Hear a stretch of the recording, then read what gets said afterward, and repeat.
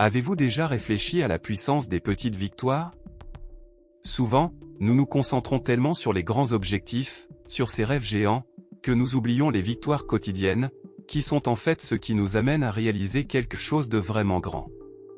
Et si je vous disais que vous manquez l'occasion de changer votre vie avec ces petites réalisations? Imaginez ceci un instant, vous poursuivez un grand objectif, mais il semble que vous ayez toujours un temps de retard. Vous avez l'impression que vous n'y arriverez jamais et, par conséquent, vous commencez à vous démotiver. C'est ce qui arrive lorsque nous nous concentrons uniquement sur la fin de la ligne, en oubliant le pouvoir des petits pas. Car voici le secret, ce sont les petites victoires qui ouvrent la voie à de grands résultats. Vous souvenez-vous de ce sage dicton selon lequel, celui qui est fidèle en peu est fidèle en beaucoup? Si vous ignorez le pouvoir de ces petites victoires, vous pourriez construire un mur invisible entre vous et le succès. Et pire encore, cela peut vous faire croire que les grandes réalisations ne sont pas pour vous, qu'elles sont toujours hors de votre portée.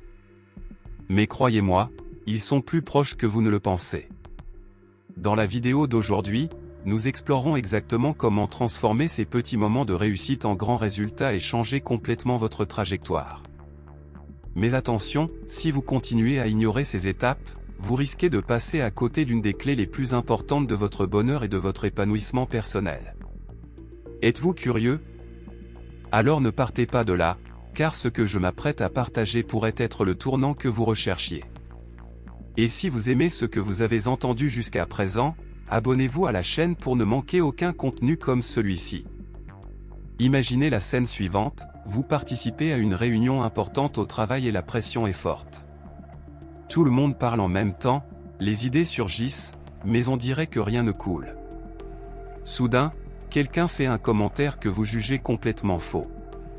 Quelque chose en vous bouillonnez, sans réfléchir, vous déclenchez une réponse dure. La tension monte, l'ambiance devient pesante et, au final, ce simple commentaire se transforme en conflit majeur. Cela vous semble familier? C'est exactement ce qui est arrivé à Anna, une de mes amies. Elle a toujours été très concentrée et affirmée au travail, mais lors d'une récente réunion, quelque chose l'a prise au sérieux. Elle essayait d'expliquer sa vision à l'équipe lorsqu'un collègue lui a fait une observation qu'elle jugeait erronée. Sans trop réfléchir, Anna a répondu durement et l'atmosphère est vite devenue tendue. Au bout de quelques jours, elle réalise à quel point ce mot sorti de sa bouche avait marqué non seulement sa collègue, mais aussi elle-même. Le mal était fait, elle s'était éloignée du groupe et la confiance qui avait mis si longtemps à se construire était ébranlée. Le pire? Le malaise persistait et elle se demandait, pourquoi n'ai-je pas compté jusqu'à 10 avant de parler? Cette situation aurait pu être évitée si Anna avait contrôlé ce qu'elle disait. Ce que Salomon nous enseigne dans les proverbes est simple mais profond, la bouche du juste est une source de vie. Il ne parle pas seulement de sagesse lorsqu'il parle, nous met en garde contre le pouvoir des mots. Chaque mot que nous prononçons est comme une graine que nous plantons. Si nous semons des graines de colère, de désaccord et d'accusation, nous récolterons des fruits amers. Désormais, si nous décidons d'implanter des paroles de sagesse, de patience et de compréhension, l'environnement qui nous entoure se transforme. Et ainsi, nos relations deviennent plus saines et plus productives. La vérité est que, souvent, nous ne savons même pas à quel point un mot mal placé peut blesser quelqu'un. Lorsque la pression est forte, les mots sortent de notre bouche sans filtre, et ils véhiculent souvent plus de notre frustration intérieure que ce que nous voulions réellement exprimer. Le problème est qu'une fois que les mots sont prononcés, ils ne peuvent plus être retirés. Le mal est déjà fait. Par conséquent, avant de réagir de manière impulsive, il vaut la peine de s'arrêter un instant et de réfléchir à ce qui va être dit. Et comment contrôler cela? La première étape est en nous-mêmes. Si notre cœur est plein de paix, de sagesse et d'amour, ce sera ce que reflèteront nos paroles. Salomon savait que la bouche ne parle pas par hasard. Elle dit ce qu'elle a dans le cœur. Si nous nourrissons des sentiments négatifs, ce qui sort de notre bouche sera dur et nuisible. Mais si nous cherchons à cultiver la vertu, la connaissance de soi et la patience, nos paroles auront un impact positif, transformant à la fois notre vie et celle de ceux qui nous entourent. Je me souviens d'un jour, juste avant l'exemple d'Anna, où j'avais besoin de parler à une amie qui traversait des difficultés. Il était visiblement découragé et mes paroles pourraient faire la différence. J'aurais pu simplement dire quelque chose comme « Ne sois pas triste, les choses iront mieux », mais j'avais l'impression que ce n'était pas suffisant. Au lieu de cela, je me suis arrêté, j'ai respiré et j'ai cherché les mots pour une touche d'empathie. Je sais que les choses sont difficiles, mais je crois en toi. Cela passera et je serai là pour vous encourager à vous lever, ai-je dit. Cette petite différence de ton a fait tout le changement. Il a souri et a déclaré que cette conversation lui avait donné une nouvelle perspective. J'ai réalisé, à ce moment-là, à quel point un mot bien placé peut tout changer. Par conséquent, lorsque Salomon parle de la bouche des justes comme source de vie, il nous rappelle le pouvoir que nous avons entre nos mains ou plutôt dans notre bouche. Les mots peuvent guérir, ils peuvent soulager, ils peuvent instaurer la confiance. Si nous choisissons de les utiliser judicieusement, nous pouvons réellement faire une différence dans la vie de ceux qui nous entourent. Alors la prochaine fois que vous ressentirez le besoin de parler sans réfléchir, rappelez-vous ceci, ce que vous dites peut être la clé pour créer ou détruire quelque chose. Et il vaut bien mieux qu'on se souvienne de quelque chose de positif que vous avez dit plutôt que des dommages causés par des paroles irréfléchies. Imaginez la scène, vous êtes dans les embouteillages, déjà en retard pour un rendez-vous important, et les choses ne se passent pas comme prévu. Votre esprit commence à être envahi par des pensées négatives. Je ne pourrai pas gérer ça, tout va toujours mal quand j'en ai le plus besoin, suis-je capable? À mesure que les pensées s'accumulent, l'anxiété grandit et le sentiment que la journée est déjà perdue prend le dessus. Mais, au milieu de cette tourmente mentale, une idée surgit, ce que tu penses, tu le deviens. Quelque chose en vous se connecte et vous décidez de changer. Au lieu de continuer à vous vautrer dans ces pensées, vous vous forcez à vous concentrer sur quelque chose de plus constructif. J'ai traversé des situations difficiles et je les ai surmontées, je peux le faire aussi. Soudain, vous réalisez que la tension commence à s'atténuer et que vous avez plus de contrôle que vous ne le pensiez. Un exemple de cela est arrivé à quelqu'un de très proche de moi. Durant une période difficile, cette personne a commencé à se sentir dépassée par la pression du travail et la peur constante de l'échec. Elle est entrée dans un cycle de pensées négatives, comme « je ne suis pas assez bien, si j'échoue, tout le monde le remarquera ». Cet état d'esprit lui enlevait son énergie et sa confiance. Jusqu'au jour où une personne proche de moi m'a suggéré quelque chose de simple mais puissant, contrôlez ce qui vous passe par la tête et vous contrôlerez votre vie. Bien que cette personne n'ait pas eu beaucoup confiance au départ dans ce conseil, elle a décidé de l'essayer. Elle a commencé à prêter attention à ses pensées et, lorsqu'une pensée négative apparaissait, elle l'a remplacée par quelque chose de plus positif, comme « je suis capable de relever des défis, les erreurs sont des opportunités d'apprentissage, j'ai le soutien de mon équipe ». Au fil du temps, le changement de son état d'esprit s'est reflété non seulement dans la façon dont elle se sentait, mais aussi dans son attitude face aux défis. Les gens autour de lui ont commencé à remarquer sa posture plus ferme et plus confiante. Cela a fait toute la différence dans ses actions et, peu de temps après, elle a été promue à un poste encore plus important au sein de l'entreprise. Ce qui s'est produit dans cette situation n'était pas une ruse ou un changement instantané, mais plutôt l'effet du changement dans le contrôle de la pensée. Cette personne n'est pas devenue à l'abri des défis, mais en se concentrant sur un état d'esprit plus positif, elle a commencé à les gérer plus efficacement. Comme le dit un vieux proverbe, ce qu'un homme pense dans son âme, telle est son âme. Qu'est-ce que cela nous apprend? Que nos pensées influencent directement la façon dont nous voyons le monde et, par conséquent, la manière dont nous agissons à son égard. Souvent, le plus grand obstacle auquel nous sommes confrontés ne réside pas dans les situations extérieures, mais dans la façon dont notre esprit y réagit. Lorsque nous changeons notre façon de penser, tout autour de nous commence à se transformer. C'est quelque chose que nous avons tous vécu, à des degrés divers. Lorsque nous choisissons de considérer les difficultés comme une opportunité d'apprentissage plutôt que comme une menace, nous ouvrons une nouvelle voie à notre évolution personnelle. Récemment, j'ai aussi vécu un moment de défi personnel. Mon esprit était plein d'insécurité et de peur, et le moyen le plus simple serait de suivre ce flux de pensées négatives. Mais en me rappelant l'importance de contrôler ce que je pense, j'ai commencé à changer de perspective. Au lieu de me concentrer sur ce qui pourrait mal tourner, j'ai commencé à me concentrer sur ce que je pouvais apprendre et sur la confiance que j'avais en moi. Le résultat a été surprenant, mon énergie et mon caractère ont augmenté, et les choses autour de moi ont commencé à s'améliorer. Non seulement la situation, mais ma façon de voir le monde a changé. Alors la prochaine fois que vous vous sentirez dépassé, essayez de donner une pause à votre esprit.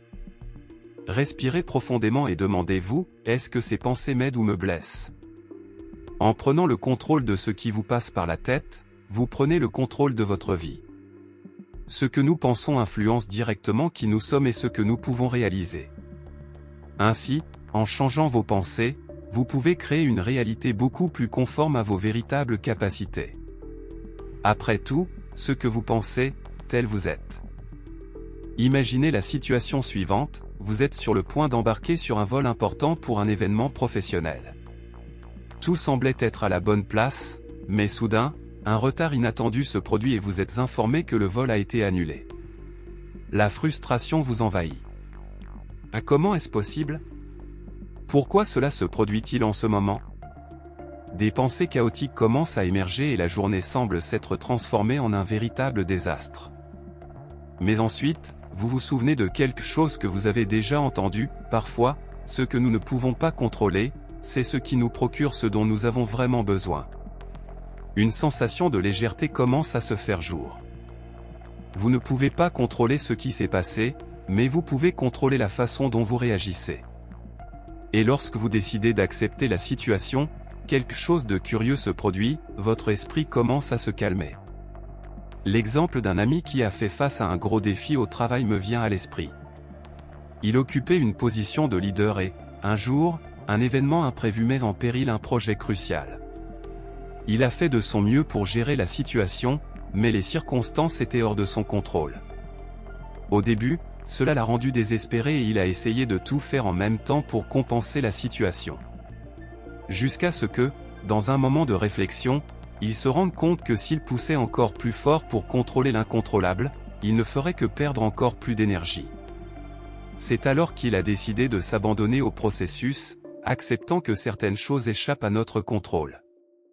En acceptant ce qui échappait à son contrôle, il s'est concentré sur ce qu'il pouvait faire. Il a renoué avec son équipe, à la recherche de solutions créatives pour ajuster tout ce qui était possible. Et contre toute attente, le projet a non seulement été réalisé avec succès, mais a également apporté de nouvelles opportunités pour lui et ses collègues. Ce qui semblait être un désastre s'est transformé en une nouvelle opportunité de croissance, et tout cela n'a été possible que parce qu'il a accepté la situation sans résistance. Ce principe d'acceptation, de compréhension du fait que nous ne pouvons pas tout contrôler, peut être transformateur. Il ne s'agit pas de conformité, mais de sagesse. Accepter, ce n'est pas abandonner, mais comprendre que, souvent, la meilleure façon de gérer une situation n'est pas de la combattre, mais de trouver des moyens de naviguer dans les limites de ce qui est possible. Lorsque nous pouvons abandonner le désir de contrôler chaque résultat, nous faisons place à des solutions créatives et même à la paix intérieure. L'expérience d'accepter l'incontrôlable peut s'appliquer à différents moments de la vie. Parfois, nous essayons de contrôler le comportement des autres, par exemple lorsque nous cherchons à amener ceux qui nous entourent à agir conformément à ce que nous pensons être juste. Ou lorsque nous nous sentons angoissés par des circonstances qui ne dépendent pas de nous, comme la météo ou les décisions des autres. Au lieu de souffrir de ces choses, nous pouvons décider comment nous y réagirons. J'ai récemment été confronté à une situation où j'ai réalisé que la seule façon d'avancer était d'accepter ce qui était au-delà de mon influence. J'étais dans une situation professionnelle où mon anxiété quant à ce qui pourrait mal se passer prenait le dessus sur moi. C'est à ce moment-là que je me suis arrêté, que j'ai respiré et que j'ai réalisé que la seule chose que je pouvais vraiment faire était de me concentrer sur mon travail et de faire confiance au processus. Cette acceptation ne signifiait pas que j'avais arrêté d'essayer, mais plutôt que j'avais arrêté de lutter contre quelque chose que je ne pouvais pas changer. Le résultat a été qu'en relâchant ce contrôle, j'ai trouvé la clarté et la force d'agir de manière plus calme et plus affirmée. si vous vous trouvez dans une situation où la peur de ce que vous ne pouvez pas contrôler commence à prendre le dessus, essayez de vous rappeler, parfois, la meilleure chose que nous puissions faire est d'accepter, et à partir de cette acceptation, trouver ce que nous pouvons faire. La vie nous offre souvent des résultats inattendus lorsque nous sommes capables d'abandonner ce qui est hors de notre portée. Accepter l'incontrôlable peut, paradoxalement, nous donner plus de contrôle sur ce qui compte vraiment. Imaginez que vous participez à une réunion importante. Tout le monde autour d'eux semble confiant, articulé, comme s'ils avaient déjà tout sous contrôle. Vous les regardez et commencez à vous sentir petit, comme si vous portiez le poids de l'insécurité à chaque mot que vous prononcez. L'idée d'être jugé, d'être critiqué, vous paralyse. Combien de fois vous êtes-vous retrouvé dans une situation où votre propre insécurité vous empêchait de passer à l'étape suivante? Vous êtes-vous déjà demandé ce qui se passe réellement lorsque l'insécurité prend le dessus et comment nous pouvons y faire face? Il y a quelque temps, j'ai rencontré une personne qui semblait toujours en phase avec tout le monde autour de lui. Elle était la plus éloquente lors des réunions et la plus rapide dans la prise de décision. Mais un jour, au milieu d'une conversation entre collègues, elle révèle qu'à l'intérieur, elle se sent comme une imposture. Elle avait peur qu'à tout moment quelqu'un découvre qu'elle n'était pas aussi bonne qu'elle le paraissait. Un sentiment constant qu'elle ne méritait pas d'être là où elle était, qu'elle était sur le point d'être démasquée. Ce sentiment, connu sous le nom de syndrome de l'imposteur, est bien plus courant qu'on ne le pense. De nombreuses personnes, même celles qui semblent les plus confiantes, gèrent l'insécurité en silence. Le plus intéressant, c'est qu'en lui parlant, j'ai réalisé que cette insécurité ne la définissait pas. Au contraire, c'est la façon dont elle a décidé de faire face à ce qui la mettait en insécurité qui l'a aidée à grandir. Elle m'a parlé d'un projet ambitieux dans lequel elle était impliquée et comment, au début, elle hésitait à en prendre les devants. La peur d'être incapable la paralysait. Mais au lieu de se laisser submerger, elle a décidé de prendre du recul et de réfléchir, si tout le monde a des insécurités, alors je ne suis pas seul dans cette situation. Je n'ai pas besoin d'être parfait, j'ai juste besoin d'être moi-même et d'apprendre en cours de route. Et c'est ce changement de perspective qui l'a fait avancer. Elle a accepté son insécurité, ne l'a pas ignorée et l'a utilisée comme carburant pour s'améliorer. Cela ne veut pas dire que l'insécurité a disparu du jour au lendemain. En fait, elle le ressent encore parfois, mais elle a appris à ne pas se laisser arrêter. Elle a compris que l'insécurité est quelque chose de naturel, auquel tout le monde est confronté, et qu'elle ne définit pas notre capacité à réaliser de grandes choses. Le secret est de réaliser que nous sommes capables d'avancer malgré cela, et que chaque pas franchi, même dans la peur, est une victoire. L'insécurité surgit souvent lorsque nous sommes confrontés à quelque chose de nouveau, d'inconnu, comme une nouvelle opportunité d'emploi, un nouveau projet ou même une nouvelle phase de la vie. La bonne nouvelle est qu'en l'affrontant de front, nous pouvons l'affaiblir. Comme reconnaître simplement que, contrairement à ce que nous dit la peur, il est normal de ne pas avoir toutes les réponses ou de ne pas être parfait tout le temps. Personnellement, j'ai vécu des périodes où l'insécurité semblait être la seule chose qui m'accompagnait. Je me souviens d'un projet dans lequel j'ai été mis au défi d'assumer une responsabilité à laquelle je n'avais jamais été confronté auparavant. La peur d'échouer était constante et le sentiment de ne pas être capable m'a presque empêché de commencer. Cependant, en acceptant que l'insécurité était une réaction naturelle et en ne la laissant pas me paralyser, j'ai pu avancer. Ce que j'ai appris, c'est que la première étape est souvent la plus difficile, mais c'est aussi la plus importante. Et dès ce premier pas, l'insécurité perd de sa force. En faisant face à l'insécurité, vous ne niez pas vos peurs, mais vous vous donnez la permission de grandir à partir d'elles. N'oubliez pas, la confiance n'est pas l'absence de peur, mais la capacité d'agir malgré elle. Alors, qu'avez-vous pensé de tout ce que nous avons partagé jusqu'à présent? La vérité est que la vie est pleine de hauts et de bas, mais en nous concentrant sur les petites victoires et en apprenant de nos erreurs, nous pouvons faire des pas incroyables vers notre croissance personnelle et professionnelle. Chaque défi est une chance de s'améliorer, et la façon dont nous affrontons la vie quotidienne fait toute la différence dans notre évolution. Alors, la prochaine fois que vous aurez l'impression que le chemin est difficile ou qu'une erreur vous a ébranlé, Rappelez-vous, ces expériences font partie du processus. C'est comme ça qu'on apprend et qu'on grandit.